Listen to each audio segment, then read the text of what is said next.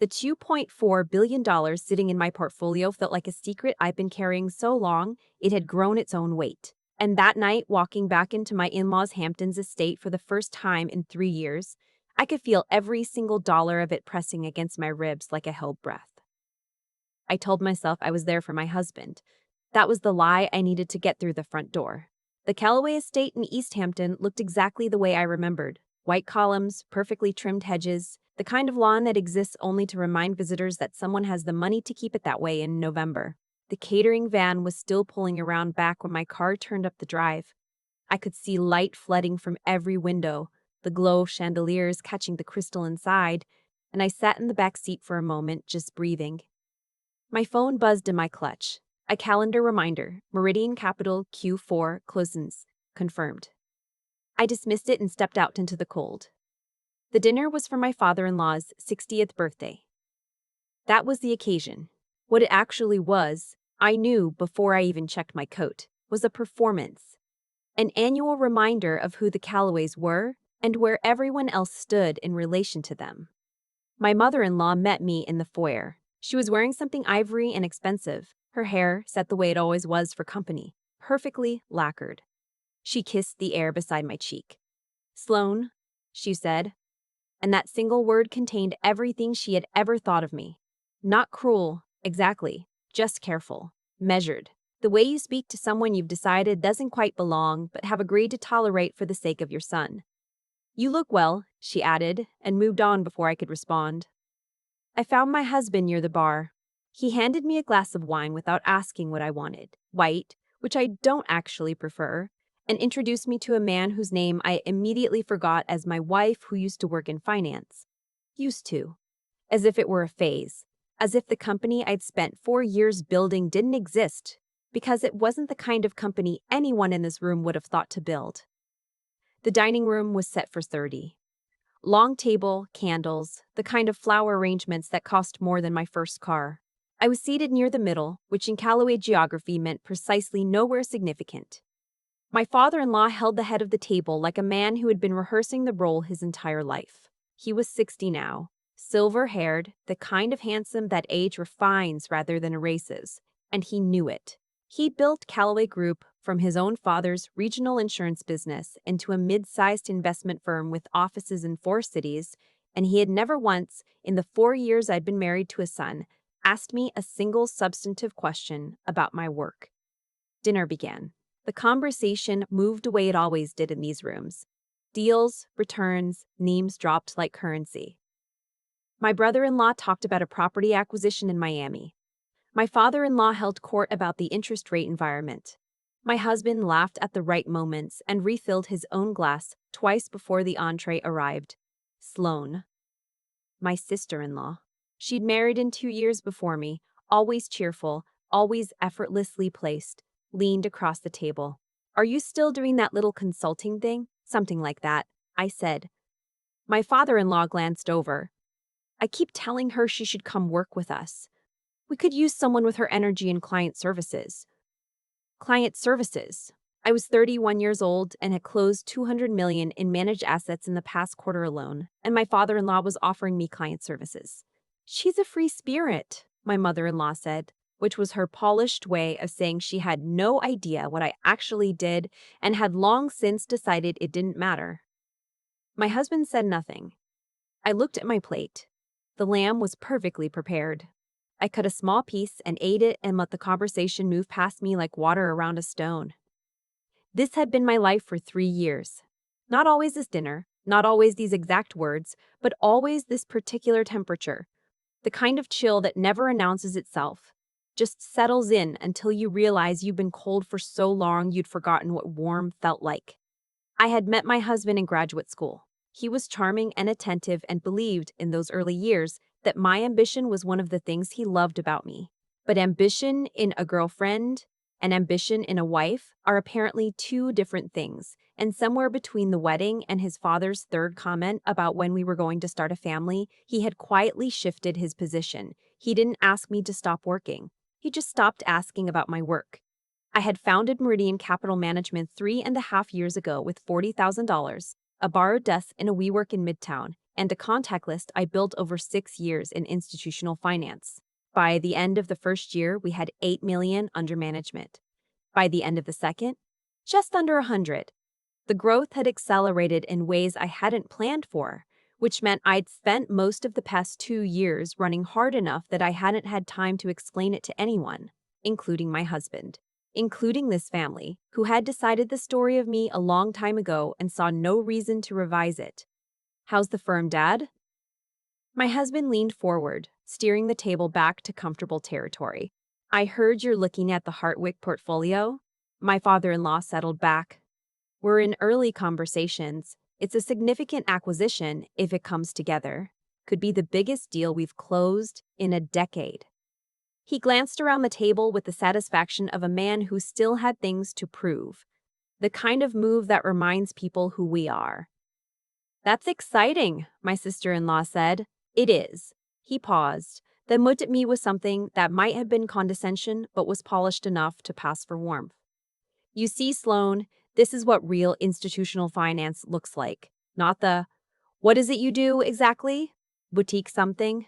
"Boutique asset management," I said. He nodded slowly, like a teacher giving partial credit. "Right. And how's that going for you? Keeping yourself busy." "Keeping yourself busy." I looked at him across the candles and the flowers and the $30 stem centerpieces, and I thought about the text I'd received that afternoon from my COO, Meridian Q4 close confirmed. Total AUM now 2.4, close confirmed. Total AUM now 2.4B. Congratulations. I thought about the fact that my firm had just been named to Institutional Investors' Rising Stars list and that the profile would publish Thursday. I thought about the meeting I'd scheduled for the first week of January with the sovereign wealth fund that would, if it went the way I expected it to, push us past the 3 billion mark by spring. "Busy enough," I said. He laughed. Everyone laughed. My husband smiled at me, a small, apologetic smile that he probably thought was supportive, and reached for his wine. I looked at my plate and I did not say another word about it. Here's the thing about sitting at a table full of people who have decided what you are. You learn very quickly that correcting them is almost never the right move, not because they deserve the silence, but because the silence, held long enough, becomes a different kind of power. I had learned this from the worst year of my life, 4 years ago. Before the wedding, before Meridian, I had gone to my then future father-in-law with a business plan. I was 27. I had spent 2 years running quantitative models for a hedge fund, had identified a gap in mid-market alternative investment access, and had a 10-page deck that I was genuinely proud of. I asked for 40 minutes of his time. He gave me 20, checked his phone twice, and told me, not unkindly, that the idea was a little ambitious for someone at your stage. He suggested I consider a role with a more established firm. First, maybe something at the associate level to build my credentials. I thanked him and left. I launched Meridian 4 months later with my own savings. He didn't know that. Nobody at this table knew that. I had never connected those two conversations because I had understood, even at 27, that explaining myself to someone who had already made up their mind is a form of asking for permission you don't need to ask for. So I built it quietly. My phone buzzed. I reached for it under the table, already composed, already expecting it to be my COO or my assistant. But the name on the screen stopped me. Gideon Walsh, Meridian Board. Gideon was one of 3 board members I'd brought on 18 months ago when we hit 150 million AUM. He was 64, former managing director at a firm your father-in-law would have given anything to have a meeting with, and he did not call in the middle of a Saturday evening unless something was happening. I stood. "Excuse me for just a moment." My mother-in-law looked up with a small, patient smile, the one that meant she found my phone habits tiresome but was too well-bred to say so. I stepped through the side door into the hallway near the library. The carpet was thick enough to absorb sound. The house smelled like cedar and beeswax candles and old money. I answered. "Gideon. Sloan." His voice was exactly what it always was, unhurried, precise. The voice of someone who had been in enough important rooms to have stopped being impressed by them. "I know the timing is terrible. I wanted you to hear this from me before it hits Monday morning. Tell me." The Fenwick endowment came through. Full allocation. A pause. 200 million. I closed my eyes. The Fenwick University endowment had been in conversation with us for 8 months. It was the kind of institutional client that changed the character of a firm, not just the number, but the signal it sent to every other institution watching. 200 million from Fenwick meant we were no longer a rising firm. We were a credible one. The formal announcement goes out Monday, Gideon continued. But I wanted you to know tonight. You built something real, Sloan. The kind of thing people said couldn't be done at this scale and this speed by one person. He let that sit for a moment. Go enjoy your evening. I thanked him quietly and ended the call. I stood in the hallway for a long moment. Through the wall, I could hear the low current of conversation, my father-in-law's voice rolling over the others the way it always did. I looked at myself in the narrow mirror above the console table. Black dress, hair up, expression I'd been trained by 4 years of client meetings to keep perfectly neutral.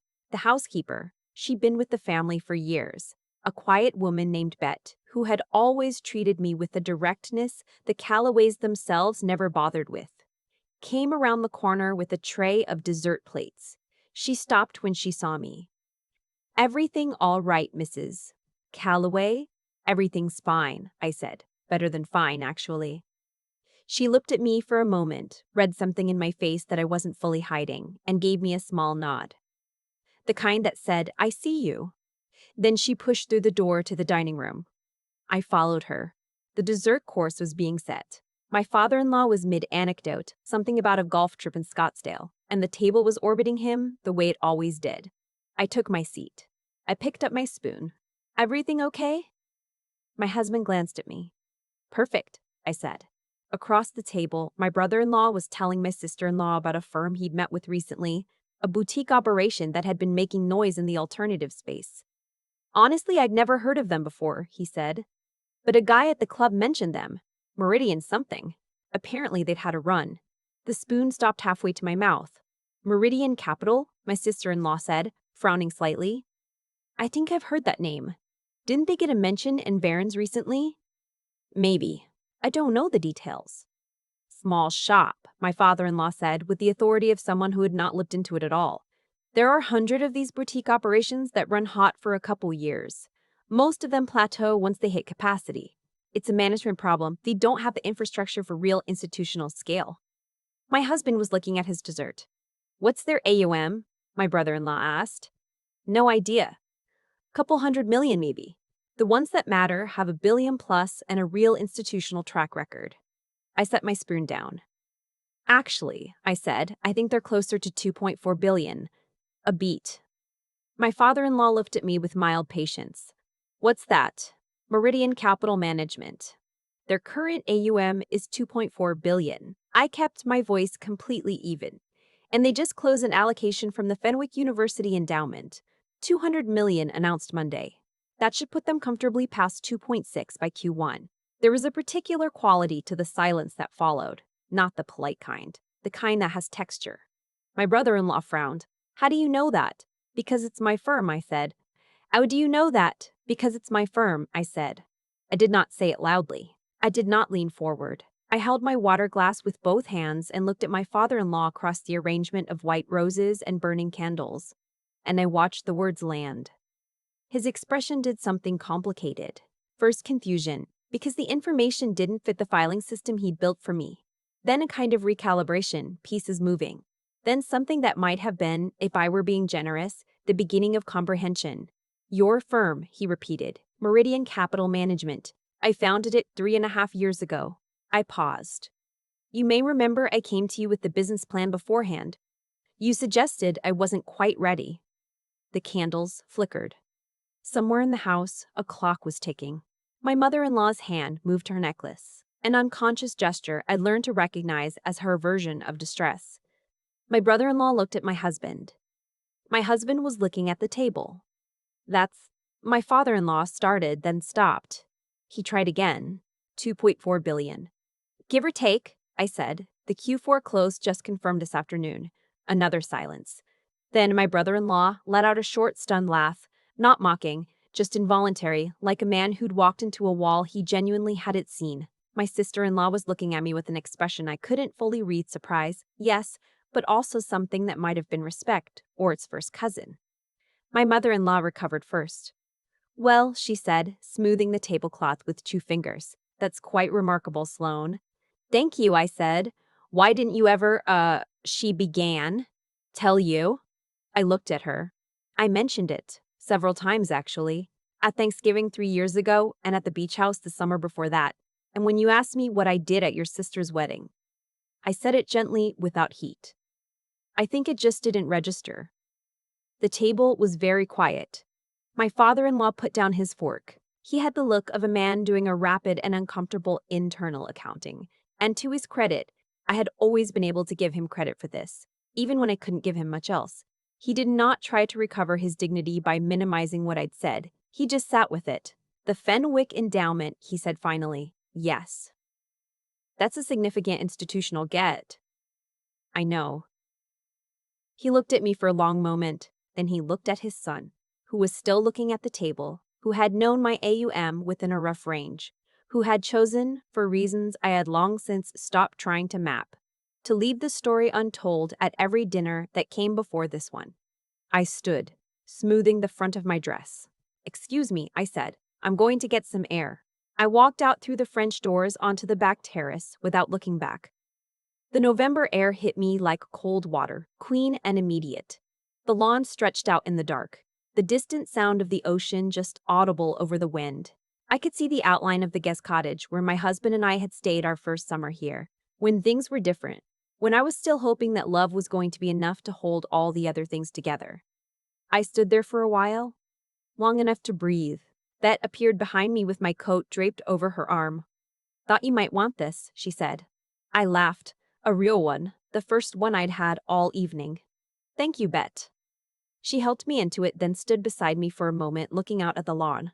I've worked for that family for 11 years, she said, not looking at me. I know. I've seen a lot of people come through those doors. A pause. Never seen anybody wait as long and as quietly as you did. I didn't say anything. That's its own kind of strength, she said. And then she went back inside. The weeks after that dinner moved in layers. My husband and I had a long conversation. Several, actually, that I won't recount here in detail because some things are too textured for a short telling. What I can say is that the distance between us had been building for longer than either of us had been willing to name. And that what happened at dinner was less a cause than a moment of clarity. We are navigating that now, the two of us, with the help of someone whose office we visit on Tuesday afternoons. I don't know yet where it leads. I'm trying to approach that uncertainty with more honesty than I'd managed before. My father-in-law called me on the Tuesday after the dinner. He did not call to apologize. I hadn't expected him to, and in some ways I respect the fact that he didn't, because a forced apology from a man like him would have been its own condescension. He called to ask if I would consider having lunch. He said he'd been following Bertian's coverage in Institutional Investor and had some questions about our fixed income strategy. I said yes. Not for him, for what the conversation might eventually become if we both came to it honestly. The Fenwick announcement ran Monday morning, and by Tuesday we had 11 inbound calls from institutional prospects, 2 of which I expect to convert by spring. My COO sent me a champagne emoji at 6 a.m. and then immediately followed it with 17 action items. That is more or less who she is, and I mean that as the highest compliment. The institutional investor profile ran the following Thursday. The headline called me the quiet architect of one of finance's fastest-growing independent firms. I read it twice, then forwarded it to my father-in-law's assistant with a note. Thought you might find this useful context ahead of our lunch. Not cruel, not triumphant, just factual. That felt like the right register. There is something I want to say. For anyone who is somewhere in the middle of what I was, not at the dinner yet, still in the years of building, still eating the lamb and letting the conversation wash over you while the weight of what you know presses quietly against your chest. The silence is not nothing. I want to be specific about that. The silence is not passivity. It is not powerlessness. I chose it. Every single time I chose it because I understood something that took me a long time to learn. You cannot convince someone to revise their story about you. You can only become undeniable. Becoming undeniable takes longer than you want it to. It takes longer than feels fair. There will be dinners, many rooms, many conversations that roll past you like you're not there. You will hold a number in your chest that nobody at the table knows, and you will cut your food and nod at the right moments and leave without incident. And then one evening, the number will surface. not because you planned the moment, though you will have been ready for it. In the particular way you get ready when you have been patient for years. It will surface because that is simply what the truth does, eventually. The truth is patient. It is more patient than any room full of people who have decided what you are. I drove home that night with the windows down, the cold air filling the car, the sound of the Atlantic fading behind me, and the lights of the highway opening up ahead. My phone was full of messages I hadn't read yet. There would be decisions to make in the morning, calls to return, a company to run. But for that drive, I let myself have the quiet. The particular quiet of a person who no longer needs to explain herself to anyone at all. That felt, finally, like enough. I've thought about that dinner a lot since it happened. Not obsessively. I don't have the bandwidth for obsessive, and honestly, I think I've been allergic to it ever since I learned that replaying things that hurt you is just a slower version of letting them hurt you again. But I've thought about it with the kind of attention you give something when you're trying to understand what it actually cost you and what it gave you back. The thing nobody tells you about building something quietly is that the quiet itself becomes a test. Not a dramatic one. Not the kind where you know you're being tested and you brace for it. The slow kind. Dinner after dinner. Comment after comment. The small accumulated weight of being seen as less than what you are. Most people crack under that. I understand why. It is genuinely hard to keep your own counsel when the people around you have a very confident and very wrong story about who you are. What kept me going wasn't the money. I want to be clear about that because I think it would be easy to read Sloane's story and come away thinking the point is the $2.4 billion. It isn't. The number is just the evidence. What kept me going was something simpler and harder to name. A kind of stubbornness about what I knew to be true, even when nobody in that room was willing to reflect it back to me. That stubbornness is the thing I'd want to pass forward to anyone who needs it right now. There's a particular intelligence that comes from being underestimated, and I think Gideon understood this about me before I fully understood it about myself. He once told me, early on, that the best founders he'd ever backed were people who had been told no by someone whose opinion they trusted. Not because rejection builds character in some tidy, inspirational way, it doesn't necessarily, but because learning to trust your own read of a situation, even when the people around you are confident you're wrong, is the actual skill. It's the skill underneath every other skill. My father-in-law told me I wasn't ready. I heard him. I waited, and then I decided that he was wrong, not because I was certain of success, but because I was certain that his certainty wasn't based on anything I was obligated to accept. That's not arrogance. I want to name that distinction carefully because I think people confuse them. Arrogance is deciding you're right before you've done the work. What I'm describing is deciding you get to do the work, regardless of whether someone with a nice house and a confident voice has already decided how it ends. Bet saw it. I think about her a lot. This woman who worked in a house full of people performing certainty at each other and who had, somehow, through years of quiet observation, become the most honest person in any room she entered. She didn't give me a speech. She just handed me my coat and told me that waiting with patience and intention is its own kind of strength. She was right. And she said it to me in the middle of a situation that most people would describe as my triumph, which means she understood that the real work wasn't winning the moment. It was deciding over and over and over again in the years before the moment to keep going anyway. If you're somewhere in the middle of your own version of this, still eating the lamb, still holding the number no one at the table knows, I'd say this: the actions you take in the silence are the ones that actually matter. Not the reveal, not the moment the room goes quiet. The years before it, when you showed up anyway and built anyway and chose, every single morning, to trust what you knew over what someone else had decided to believe about you. That is the foundation. Everything else is just the surface finally catching up.